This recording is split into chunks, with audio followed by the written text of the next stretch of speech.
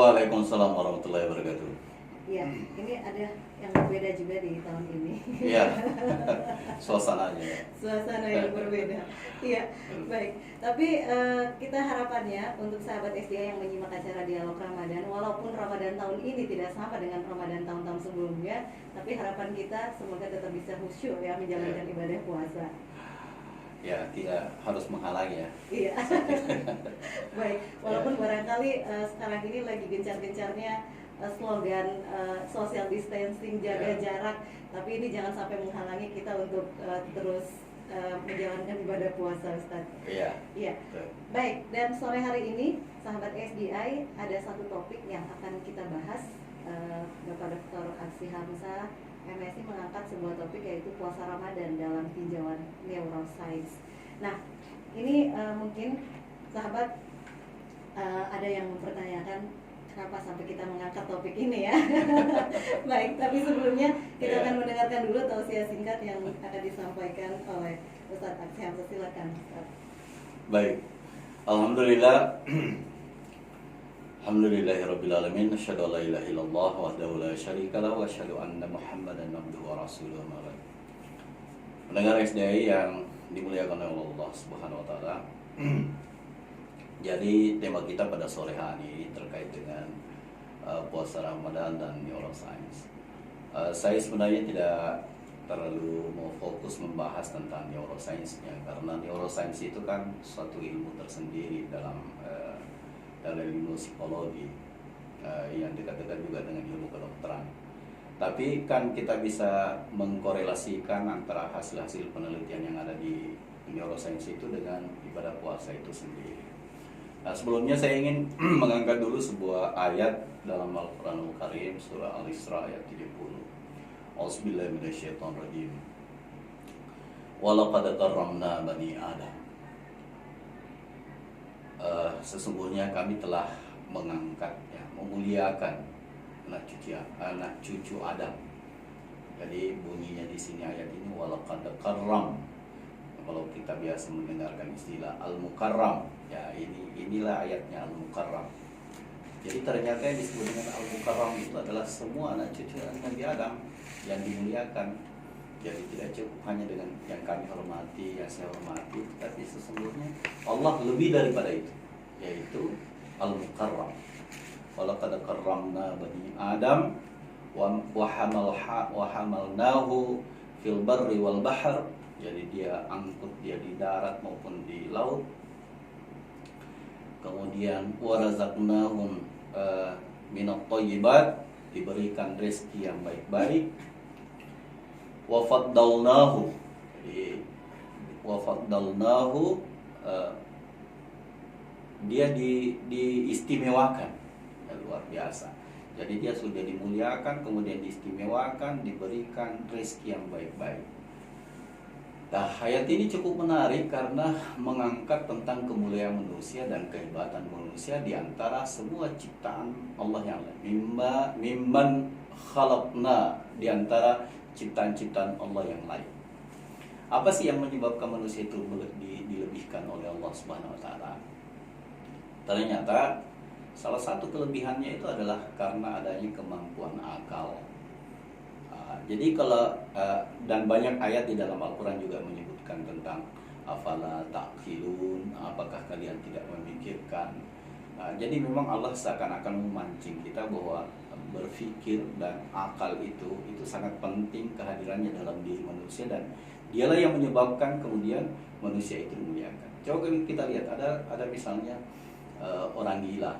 Secara fisik gak ada masalah, berbeda dengan kita, dia makan seperti kita, dia tidur seperti kita. Tapi ketika akalnya kemudian tidak berfungsi, ya udah game over. Dia menjadi tidak dimuliakan.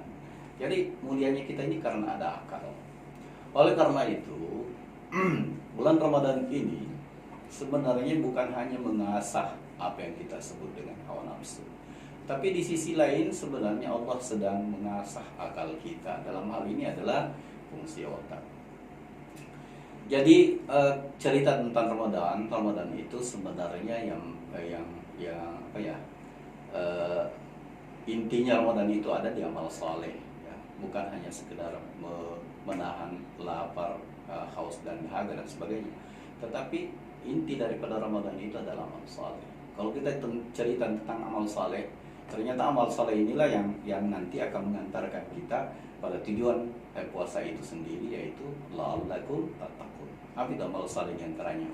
Diantaranya adalah ada sedekah. Nah, cerita tentang sedekah ini ternyata itu penelitian para neuroscience yang ada dalam ilmu psikolog ditemukan bahwa ada penelitian di Amerika, diuji coba anak sekolah, sekumpulan anak dikasih uang belanja. Nah, anak yang dikasih uang belanja ini kemudian diperiksa otaknya, tiba-tiba serotoninnya itu naik. Serotonin itu zat kimia yang ada dalam otak yang menyebabkan seseorang itu menjadi bahagia. Jadi ini adalah zat kimia yang membuat orang yang bahagia. Itu ketika dikasih uang belanja. Kemudian setelah itu, kemudian kita lihat apa yang dibelanjakan. Nah, anak yang lain, sebagai anak yang lain itu membelanjakannya dalam bentuk jajan, makanan dan sebagainya. Nah, yang lain itu uang yang diberikan itu diberikan kepada orang lain atau membantu orang lain.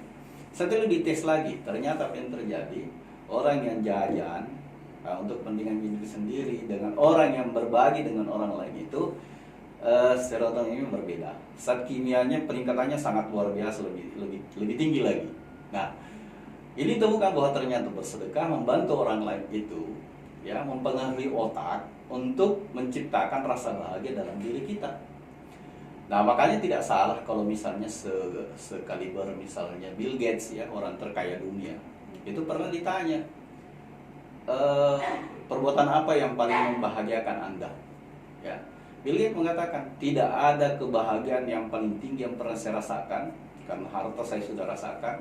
Ya, tidak ada lagi yang saya tidak bisa beli lagi di dunia ini. Tapi kenikmatan tertinggi dalam hidup saya adalah ketika saya mampu berbagi dengan orang lain. Nah, ini berarti fakta menunjukkan kalau Allah Subhanahu wa taala memerintahkan kita berinfak, sebenarnya itu bukan dalam rangka sekedar berbagi kepada orang lain, tapi itu manfaatnya juga kembali kepada kita.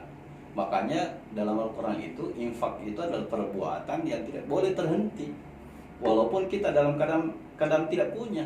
Bahkan alladzina yunfikuna fis sarra'i wad dharra, mereka yang berinfak dalam keadaan merasa lapang maupun dalam keadaan merasa sempit, merasa punya maupun dalam keadaan tidak punya. Ini perbuatan yang tidak boleh terhenti. Ini menunjukkan apa? Karena kalau ada ini terhenti, itu memberikan ruang kepada kita, ada ruang kebahagiaan yang tidak tercipta dalam diri kita. Jadi saya mau mengatakan seperti ini, bahwa Ramadan dalam pendekatan neuroscience itu hendak mengajak kita menikmati Ramadan ini, bukan menjadi sesuatu yang menyiksa kita. Ya, kira-kira seperti itu gambarannya. Masih ada lagi, nanti kita lanjut lagi ya diskusinya di materi berikutnya karena waktu. Dan baik sahabat SDI, kita masih bersama dengan Ustadz kita, Bapak Dr. Aksi Hamzah MSI, yang mengangkat topik puasa Ramadan dalam tinjauan neuroscience. Ya, tadi sudah disampaikan bahwa sistem syaraf kerja otak ya. Itu beda-beda ternyata Ustadz ya. Baik, nah ini kalau dikaitkan juga dengan puasa Ramadan, yang mana kalau di dalam bulan puasa Ramadan ini tentunya kita dituntut untuk melakukan hal-hal yang baik, begitu kan? Jadi kalau misalnya ada hal yang dilarang, ini akan bergejolak ini ya, bergejolak. Nah, ini puasa Ramadan tentunya akan memberikan dampak-dampak positif pada cara kerja otak kita. Kalau tadi sudah disampaikan bahwa yaitu amalan soleh, ini apa masih ada ini, Ustaz? Iya, jadi kalau kita cerita mau soleh banyak sekali ya. Iya. Tadi kita cerita tentang sedekah. Iya. Ya, kemudian ada terkait dengan menahan pandangan. Iya. Ya. Nah, ini perlu juga nih. Ya, ini. Pandangan apa dulu ini maksudnya? Jadi dalam Al-Quran kan dijelaskan hendaklah laki-laki itu menahan pandangannya. Nah, sekarang persoalan menahan pandangan dalam pandangan neuroscience ini seperti ini. Jadi ternyata sel saraf yang paling banyak dalam diri kita itu yang tersambung ke otak itu adalah pandangan. Jadi dari pandangan kemudian itu terserap, apa yang diserap oleh pandangan itulah yang akan tersimpan di otak belakang kita. Nah, otak belakang kita itu adalah tempatnya memori. Jadi Bayangkan kalau semua yang masuk yang kita lihat itu masuk ke dalam memori. Iya, iya. Nah, dan perilaku kita itu biasanya diambil dari memori itu. Iya. Jadi apa yang kita lakukan itu apa yang masuk dalam memori kita. Jadi terekam. Ya terekam, jadi rekamannya ada di otak belakang kita itu yang disebut dengan memori.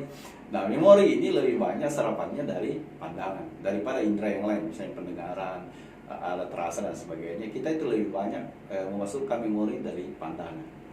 Jadi bisa kita bayangkan kalau misalnya setiap ada orang setiap hari menonton film-film yang negatif sifatnya kan. Ya, kalau memorinya penuh dengan memori misalnya memori parno ya. Iya.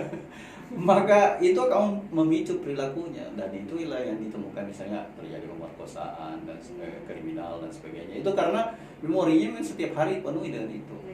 Negatif. Makanya dalam bulan Ramadan ini memori yang harus kita kasih penuh itu, pandangan yang harus kita lebih bagus, lebih banyak melihat ayat-ayat Al-Quran yang positif ya.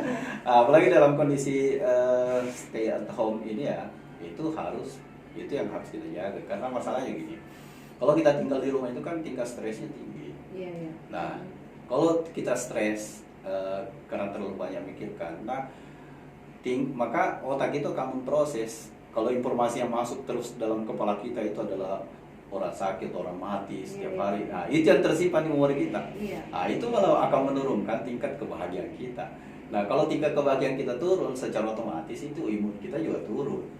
Makanya dalam suasana COVID-19 ini pada Ramadan sebisa mungkin lah kita nikmati, jangan sampai kita harus menderita dengan ini. Makanya kan ini misalnya kita susah karena tidak bisa ke masjid ya. Nah, sekarang kan ulama kita sudah memberikan solusi. Kalau tidak bisa imam lebih, misalnya kan sudah bisa buka HP. Sambil baca kan, dibaca itu Al-Quran, tidak perlu dihafal. Jadi kalau imam sendiri tidak ada hafalan, buka Al-Quran sambil sholat, nggak apa-apa. Ini giliran disuruh sholat di rumah, pengennya ke masjid karena nggak bisa mimpin sholat. Itulah yang saya maksudkan. Tiba-tiba orang persoalkan, padahal sebenarnya kan kalau dihitung-hitung selama ini sih mana lebih banyak orang datang ke masjid atau yang tidak? Kan lebih banyak yang tidak. Cuma orang kan cuma butuh apa? Jadi ini kan membuktikan bahwa sebenarnya bukan sholatnya sebenarnya orang yang butuhkan. Yang butuhkan itu adalah rasa bahagianya. Jadi dia merasa bahagia selama ini, walaupun mungkin di luar bulan Ramadan dia tidak ke masjid. Tapi ada perasaan bahagia ketika bulan Ramadan dia ke masjid karena terpenuhi itu rasa permintaan batinianya yang selama ini tidak terpenuhi. Sebenarnya itu. Nah, tiba-tiba masjid tutup. Jadi sebelum Ramadan tidak bahagia, masuk bulan Ramadan tidak bahagia lagi. Nah, ini. Jadi itu fungsinya neuroscience. Jadi memahami neuroscience itu adalah bagaimana agar kita memahami fungsi otak sehingga segala sesuatu yang kita lakukan itu memang ada fungsinya. Lari ke otak, lari ke memori ini penuh, itulah yang tercipta menjadi perilaku. Nah, makanya perilaku yang kita menciptakan dalam Ramadan ini adalah kebiasaan. Nah, misalnya kalau memori kita penuh bahwa memang kita perlu mengaji, nah itu tersimpan dalam memori, tercipta dalam perilaku. Nanti dalam bulan Ramadan itulah yang akan kita ulang kembali. Sebenarnya itu yang diharapkan, dan itulah yang disebut dengan perilaku takwa. Jadi tercipta sebuah kebiasaan baru. Jadi selama ini kita tidak biasa mengaji, setelah itu kita membiasakan diri. Nah, nanti di luar bulan Ramadan seharusnya itu juga tercipta. Nah, kebiasaan baru dalam bulan Ramadan ini yang tidak pernah ada di luar bulan Ramadan terus terbawa setelah bulan Ramadan. Nah, itulah yang disebut dengan takwa. Baru bisa disebut tercapai. Jadi ngajinya cuma jangan ngajinya pas bulan Ramadan. Iya.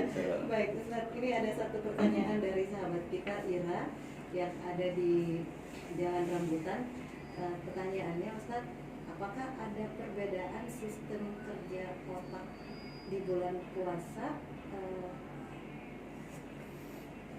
Sistem kerja otak di bulan Ramadan dengan puasa di luar dari bulan Ramadan, mengingat kalau puasa Ramadan kan 30 hari, sementara puasa-puasa lainnya seperti puasa sunnah ada jedahnya, Ustaz. Mohon pencerahannya. Ya, baik. Terima kasih untuk Ira yang ada di Jalan Rambutan ya. Iya. Jadi memang Ramadan ini diciptakan oleh Allah Subhanahu wa taala, dia punya sistem tersendiri. Makanya dia berbeda dengan bulan di luar bulan Ramadan. Iya. Contoh sederhana. Kalau bulan Ramadan kita itu mengaji satu juz itu susah. Iya, iya. Tapi bulan Ramadan tiba-tiba nyaman kan. Nah, kenapa kita merasa nyaman? Karena memang pertama suasana kebatinan kita ini sudah terkondisikan. Apa yang terkondisikan? Yang ada di kepala kita dapat pahala, surga dijanjikan oleh Allah, diampuni dosa-dosa kita. Itu yang masuk dalam memori kita. Sehingga kemudian gara-gara itu masuk dalam memori kita kemudian berupaya untuk merealisasikannya. Nah, itulah yang disebut dengan kerjaan neuroscience, karena ada yang kita tak pahami dalam bulan Ramadan ini. Sementara kalau di luar Ramadan tiba-tiba itu hilang, tidak ada. Akhirnya kalau tidak ada stimulusnya, tidak ada yang memicu, akhirnya kita tinggalkan karena tidak ada lagi. Iya. Kan gitu. Nah, padahal yang sulit ya. Nah, itu yang sulit. Padahal makanya kemudian yang harus ciptakan dulu kebiasaan dalam bulan Ramadan itu sudah menjadi kebiasaan. Nah, kalau kebiasaan itu berulang-ulang, sebenarnya ketika kebiasaan berulang-ulang dan kemudian itu menjadi karakter diri kita, karakter itulah sebenarnya yang disebut dengan takdir. Nah, kalau sudah melekat menjadi karakter dalam diri kita dan sudah menjadi takdir, itu kan disebut dengan hidayah dan kita sudah mendapatkan takwa itu. Nah, sayangnya kemudian itu tadi bahwa ternyata kita masih melakukan ibadah tapi tidak bisa menikmatinya. Nah, kenapa tidak bisa menikmatinya? Karena masukan input yang masuk ke otak kita ini yang tidak betul informasinya yang masuk. Informasi yang masuk ke nggak enak Kak, kalau tidak puasa Kak. Kan lain ceritanya kalau begitu kan. Tapi kalau misalnya nggak enak kalau saya tidak kasih celengan, masa sampingku kasih celengan saya tidak. Iya. Tapi kalau informasinya begini, kalau Anda kasih masuk celengan, terus Anda membantu orang lain, terus Anda akan merasakan penderitaan orang lain, Anda akan merasakan bahwa andai kata saya begitu, saya lebih suka memberi daripada diberi. Nah, melihat orang bahagia, kita akan dengan sendirinya kan bahagia. Oh, ternyata enak ini kasih infak. Nah, itu bukan karena ikut-ikutan. Jadi memang input yang harus masuk ke memori otak ini yang harus benar informasinya.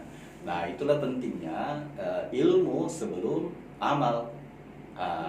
Kenapa ilmu sebelum amal?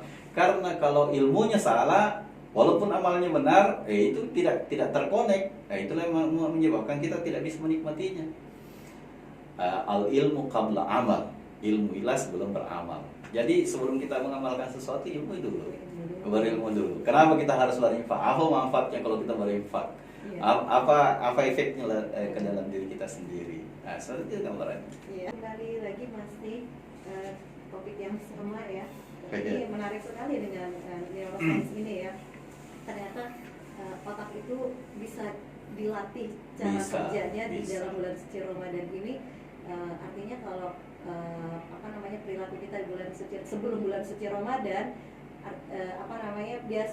kegiatannya itu aja, terus kita di bulan Ramadan ini ada kegiatan baru ya. Nah, itu beda ya. Beda ya, kalau katakan misalnya selama ini kan kita tidak pernah tarawih atau salat malam kan. Nah, ternyata kan dalam penelitian juga ditemukan orang yang biasa salat malam atau salat tarawih itu bisa meningkatkan imunitas tubuhnya. Jadi kalau tarawih itu adalah salah satu senjata untuk melawan COVID-19 ini. Ya, karena apa? Karena kalau kita itu gerakan sholat ya. Itu gerakan sholat itu kan sebenarnya apalagi kalau dilakukan secara berjamaah, itu energi kita itu menyatu dengan jamaah yang lain. Jadi yang tadinya kita mungkin merasa capek kalau salat sendiri, tapi kalau kita salat berjamaah, itu energi kita tersalurkan dengan jamaah yang energi negatifnya banyak, energi positifnya yang lain banyak, itu saling membalans. Nah, itulah yang menyebabkan ketika kita sholat, yang tadinya capek, ketika sholat tiba-tiba terasa nyaman, dan setelah sholat tiba-tiba kita ngantuk. Nah, itu berarti sudah terjadi relaksasi dalam tubuh kita. Itu sudah ada penyimbangan sel-sel dalam diri kita. Nah, itulah yang menyebabkan imunitas tubuh kita bisa meningkat. Jadi kalau mau imunitas tubuhnya meningkat, ya salat tarawih. Walaupun harus di rumah, walaupun kita capek. Karena kalau kita capek, setelah kita wudhu saja itu sudah penyegaran memang. Pada saat kita sholat, walaupun kita tidak konsentrasi. Kenapa? Karena ketika kita berdekatan dengan orang yang di samping kiri kanan kita itu, energi itu saling melakukan keseimbangan. Ada orang sehat di samping kita lagi tidak sehat nih. Nah, orang sehat ini itu memancarkan aura kesehatannya ke kita. Jadi bukan cuma penyakit yang ditularkan, ini juga kesehatan juga bisa ditularkan. Itu disembuhkan itu. Nah, jadi sama aura positif bisa ditularkan ke orang lain. Nah, makanya ini larangannya kita berprasangka negatif. Karena kalau kita berprasangka negatif, nah, maka aura negatif itu akan terpancar, akan tersambung ke aura negatifnya orang. Jadi ketika kita berprasangka buruk kepada orang lain itu, orang itu akan merespon kita secara negatif. Nah, itulah adanya ketersambungan. Nah, inilah pentingnya kita salat berjamaah, karena ketersambungan aura dan aura baik itu akan tertularkan ke kiri kanan kita.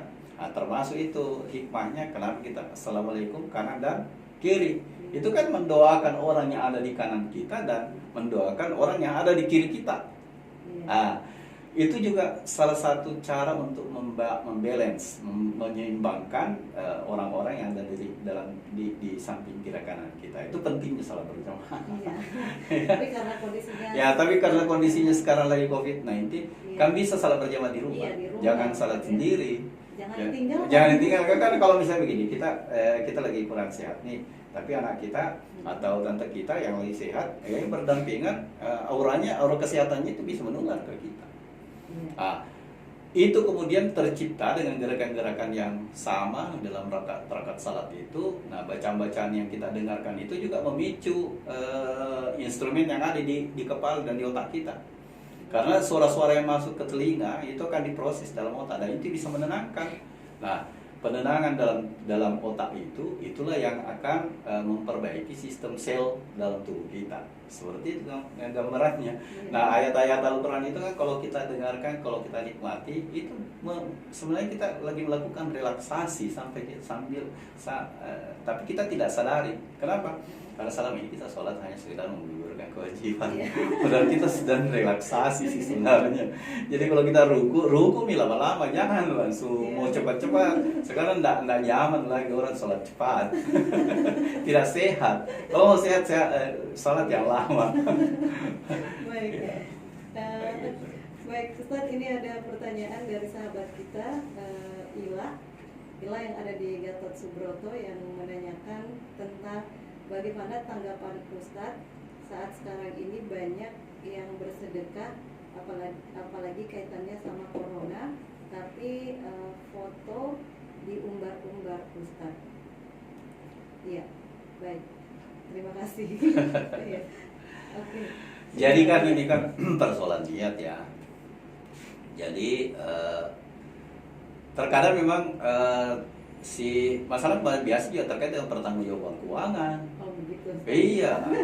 Jadi apalagi kalau misalnya pemerintah kasih sumbangan, terus itu harus ada fotonya, karena kalau tidak ada fotonya bagaimana caranya dipertanggungjawabkan, nanti dianggap korupsi lagi orang. Jadi kita berprasangka baik dari sisi itu. Apalagi ini kan persoalan niat. Ya kita tidak tahu apa niatnya dia men-share foto itu. Jadi tergantung dari niatnya. Kalau memang niatnya untuk menjatuhkan orang, ya itulah yang didapat. Tapi kalau niatnya untuk memotivasi orang lain agar turut juga menyumbang, maksudnya ini kami sudah kasih sumbangan ini orang, tapi sumbangan kami tidak cukup, inilah yang kami sumbang.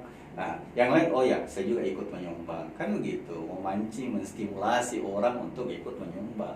Itu juga salah satu cara kerja untuk mengaruhi otak orang lain dengan cara men-share. Jadi kalau saya sih tidak masalah sih kalau itu. Iya. Walaupun barangkali biasanya kita bilang bergemar lah dalam senyap. Kalau untuk kepentingan diri sendiri bolehlah pribadi. Tapi kalau misalnya itu lembaga yang disalurkan ke ormas, misalnya kita kasih sumbang ke ormas kan butuh pertanggungjawaban kepada publiknya. Makanya dia harus foto dong. Karena kalau dia lagi ini ormas ini masa sering kita sumbangnya, mana itu orang yang sumbang? Kan ada juga penyumbang seperti itu. Tapi kalau pribadi sih ya kayak cocok itu jangan di share lah di Iya. medsos. Jadi bedakan kalau misalkan Ya. ada kaitannya dengan apa namanya kantoran, Ya, kepentingan publik ya. kepentingan Ya, publik, kemudian itu. harus pribadi, berarti kalau pribadi Kalau pribadi ya sebaiknya disembunyi-sembunyi Iya. lah. karena Itu ini ada untuk menjaga keikhlasan. Tapi kan bahaya juga, biasa disembunyi-sembunyi, tahu-taunya dia cerita lagi lah, tahu nggak siapa yang kasih itu? Saya tadi yang kasih. Kan sama sih. dibocorkan juga. Dibocorkan gitu. juga akhirnya. Baik. Iya. Terima kasih untuk Cila yang ada di Gatot Subroto tadi sudah bergabung bersama kami di sore hari ini, dan sahabat SDI. Baik.